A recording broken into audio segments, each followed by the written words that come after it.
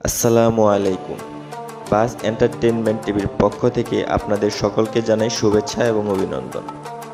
আশা করি আপনারা সকলে অনেক ভালো আছেন এবং সুস্থ আছেন।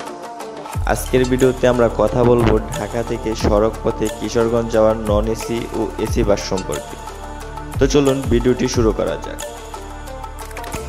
ঢাকা থেকে গাজীপুর চৌরাস্তা হয়ে প্রাকৃতিক সৌন্দর্যে ঘেরা মসৃণ রাস্তা ধরে কিশোরগঞ্জের উদ্দেশ্যে যে সকল বাসগুলো প্রতিদিন নিয়মিত চলাচল করছে সেই সকল বাসগুলোর মধ্যে নন এসি বাসগুলো হচ্ছে অনন্যা পরিবহন, অনন্যা ক্লাসিক, উজান ভাটি এবং জলশিরি এক্সপ্রেস। তাছাড়াও ঢাকা কিশোরগঞ্জ রুটে সম্প্রতি চালু হওয়া একটি এসি বাস সার্ভিস রয়েছে, যে বাস সার্ভিসটির নাম বেনাস ট্রান্সপোর্ট।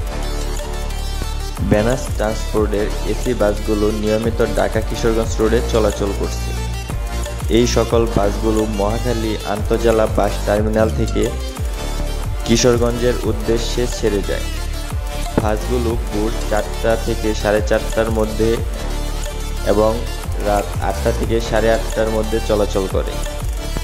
এই রুটে চলাচল করা বাসগুলো কিশোরগঞ্জ গাইটাল বাসস্ট্যান্ড, চামড়া বন্দর, কটিয়াদ্বীপ, পাকুন্দিয়া পর্যন্ত চলাচল করে। তো আজকের ভিডিওটি এই পর্যন্তই।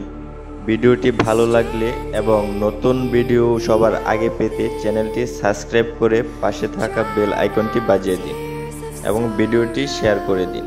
আসসালামু আলাইকুম।